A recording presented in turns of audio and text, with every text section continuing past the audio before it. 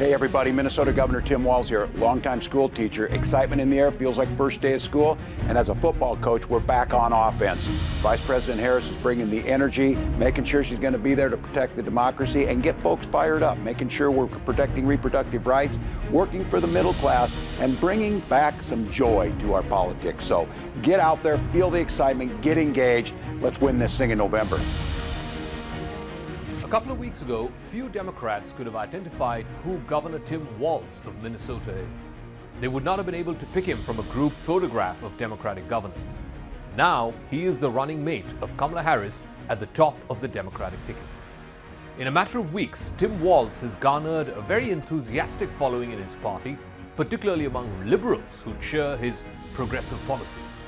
He's also got a plain-spoken manner about him which has endeared him to his party folks, particularly his attacks on former President Donald Trump.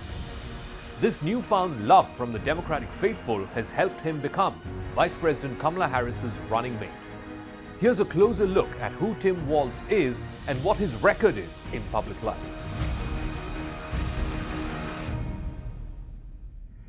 So where did he get his start in politics? Tim Walz grew up in rural Nebraska. He served more than 2 decades in the Army National Guard and retired as a command sergeant major. He received a social science degree from the Chadron State College in Nebraska. Walz met his wife Gwen while both of them were teachers. They have 2 children. Walz has been teaching in high school since then, social studies, until he decided to run for public office. He also has the distinction of leading his school team to the national championships. In 2006, he knocked off a Republican incumbent in Minnesota's 1st District, which is a rural area that leans heavily Republican. Walz spent 6 terms in the U.S. House of Representatives before he was elected governor in 2018. He won by more than 11 percentage points, propelled by voters in cities and in the Minneapolis suburbs. He ran again and won again in 2022. So what are his top issues? The political landscape has become more favorable for Walz during his 2nd term as governor. Democrats flipped the state Senate in Minnesota that gave them control of both chambers of the state legislature. Walz has helped Democrats check off some of the most progressive policies from their wish list. This is what Walz's record looks like. He turned into state law a statewide right for every woman to abortion. He also ended up legalizing recreational marijuana. He set paid medical and family leaves for all employees and expanded background checks for gun purchases. Walz used to be a hunter and he used to be supported by the National Rifle Association, the NRA. But he renounced the NRA after the mass shooting in Parkland, Florida. He said he was influenced by his daughter's plea to do something to curb gun violence. So what is Walz known for? Tim Walz received some national attention after passing his ambitious Democratic agenda.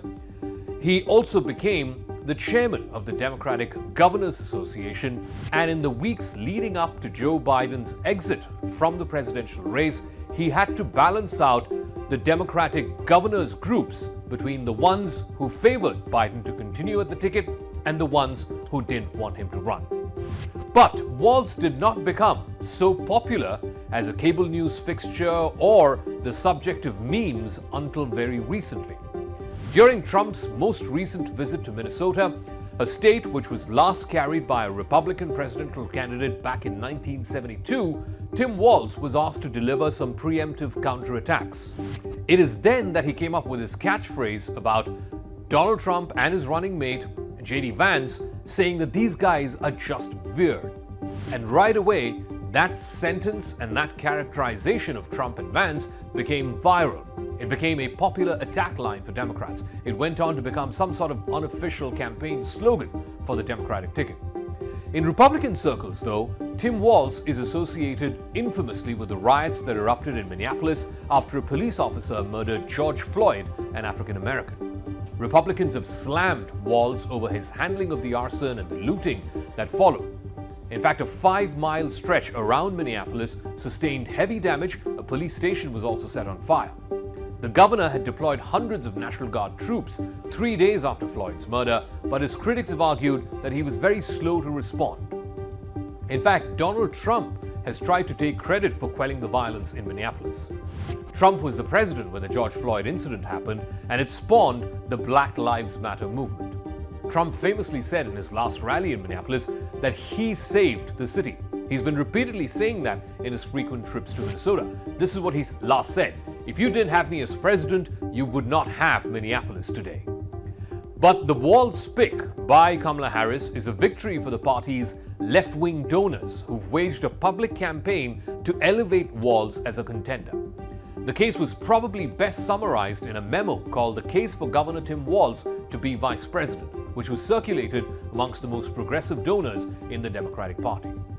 But Walz's pick is also going to perhaps upset plenty of Democratic donors, particularly those in the school choice, tech, and pro-Israel communities.